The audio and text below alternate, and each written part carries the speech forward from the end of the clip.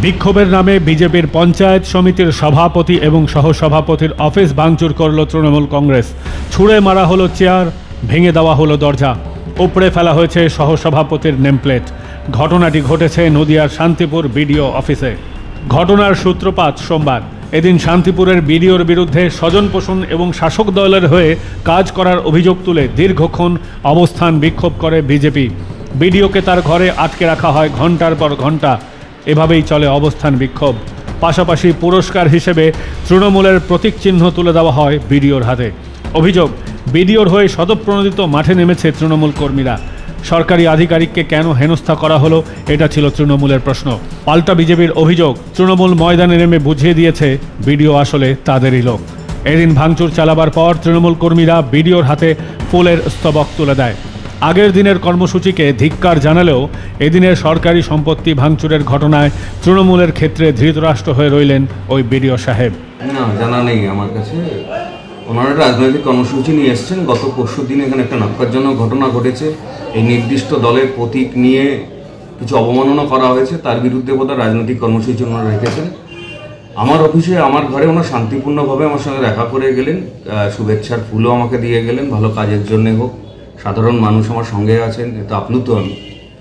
কোথাও ভাঙচুর হয়েছে এরকম খবর আমি পাইনি আমার অফিসে। এই দিনের রাজনৈতিক কর্মসূচির নামে যা হয়েছে তা স্রেফ গুন্ডামি, এমনটাই অভিযোগ ভারতীয় জনতা পার্টির। বিজেপির পঞ্চায়েত সমিতির সভাপতি নৃপেন মণ্ডলের অফিসে ঢুকে ভাঙচুর চালিয়েছে তৃণমূল কর্মীরা। ভিডিওতে দেখা যাচ্ছে ঢুকেই দরজা ও নেমপ্লেট ভেঙে ফেলা হয়েছে, আসবাবপত্র ভাঙা হয়েছে। পাশেই বিডিওর অফিস, কিন্তু তিনি কিছুই জানেন না। চুপচাপ ছিলেন তৃণমূলের এই ভাঙচুর পর্ব চলাকালীন। অন্যদিকে বিডিওর সঙ্গে তৃণমূলের সেটিংয়ের অভিযোগ তুলেছে বিজেপি। আজকে তৃণমূল বিডিওর পক্ষে লড়াই করছে, ফলে একটা সুন্দর নাটক হলো, যে নাটকের নাম তোমার আমি আমার তুমি, ভীষণ দামি ভীষণ দামি। বিডিও তৃণমূলের, তৃণমূল বিডিও। বিডিওকে ফুলের তোড়া দিচ্ছে। আর আমার ঘর মানে তো আমার চেয়ার নয়, ও চেয়ারে তৃণমূলেরও অনেকে বসেছেন, তাদেরকেও অপমান করছে এরা। ভাঙচুর করেছে আমার ঘর, সভাপতির ঘর ভাঙচুর করেছে। এ ভাঙচুরের রাজনীতি তৃণমূল কংগ্রেস। তৃণমূল নেতৃত্বের দাবি, এভাবে সুস্থ অবস্থান চালিয়েছে তারা ভাঙচুর চালায়নি।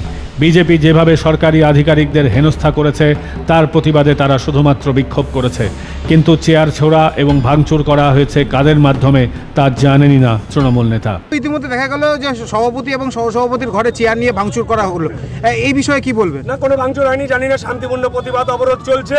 ওদের মধ্যে গোষ্ঠীদ্বন্দ্ব, ওদের গোষ্ঠীদ্বন্দ্ব করে কেউ ভাঙচুর করতে পারে আমরা জানি না। মাধ্যমিক পরীক্ষা চলছে, সামনেই উচ্চ মাধ্যমিক, তার মধ্যে এই ভাঙচুর এবং হাঙ্গামা কর্মসূচি তৃণমূলের। বিজেপির পাল্টা বক্তব্য, তারা থানায় অভিযোগ জানাবে। তবে এখনই পাল্টা কর্মসূচি ঘোষণা করা হচ্ছে না। মাধ্যমিক এবং উচ্চ মাধ্যমিক পরীক্ষা শেষ হওয়া পর্যন্ত তারা অপেক্ষা করবে। পরীক্ষা শেষ হয়ে গেলে হাজার হাজার বিজেপি কর্মী বিডিও অফিস ঘেরাও করবে, এমনটাই হুঁশিয়ারি দিয়েছে বিজেপি। ব্যুরো রিপোর্ট, মাধ্যম।